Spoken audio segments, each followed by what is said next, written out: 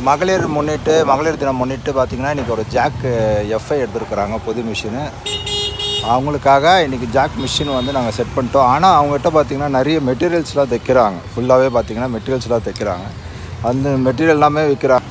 எல்லாமே பாருங்கள், full and full ப்ளவுஸ்லேருந்து எல்லாமே வந்து லைனிங் கிளாத்லேருந்து எல்லாமே பண்ணுறாங்க.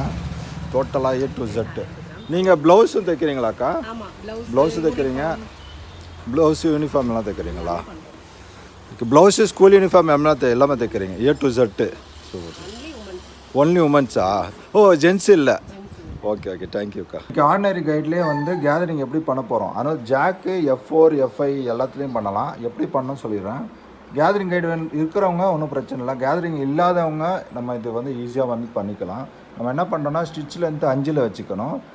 டென்ஷனை நல்லா டைட் பண்ணிக்கணும். டைட் பண்ணிவிட்டு உங்கள்கிட்ட பெல் பின்னோ இல்லைனா சேஃப்டி பின் எது இருந்தாலும் சரி, கைடை லிஃப்ட் பண்ணுறீங்க. கைடு லிஃப்ட் பண்ணிவிட்டு இதை பாருங்கள், இதை அழுத்துனீங்கன்னா இந்த இடத்துல ஒரு ஸ்பேஸ் வரும். இந்த ஸ்பேஸில் இந்த கிராஸாக சொருகணும்.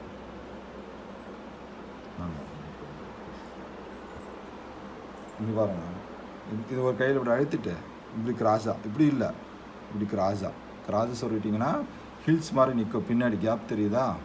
காட்டுற மாதிரி பின்னாடி பார்த்தீங்கன்னா ஒரு கேப் தெரியும். இந்த கேப்பு தான் கேதரிங் மெயினாக வரதுக்கு காரணம். இப்போ நான் இந்த மாதிரி கிராஸாக வைக்கும் போது, இப்போ நான் ஸ்டிச் பண்ணுவேன், ஸ்டிச் பண்ணி காட்டுறாங்க. டாக் அடிச்சுக்கிறேன், அடிச்சுன்னா அது பாட்டுக்கு பின்னாடி கேதரிங் வந்துட்டு இருக்கும்.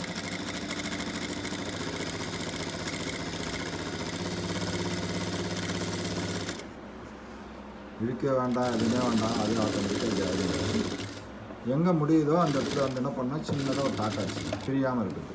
எடுத்துட்டிங்கன்னா உங்களுக்கு கேதரிங் ரெடி.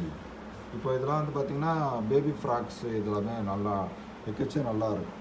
இது நல்லா ஸ்ட்ராங்காகவும் இருக்கும். பாருங்கள், மூவ் ஆகாது, நல்லா ஸ்ட்ராங்காக இருக்கும்.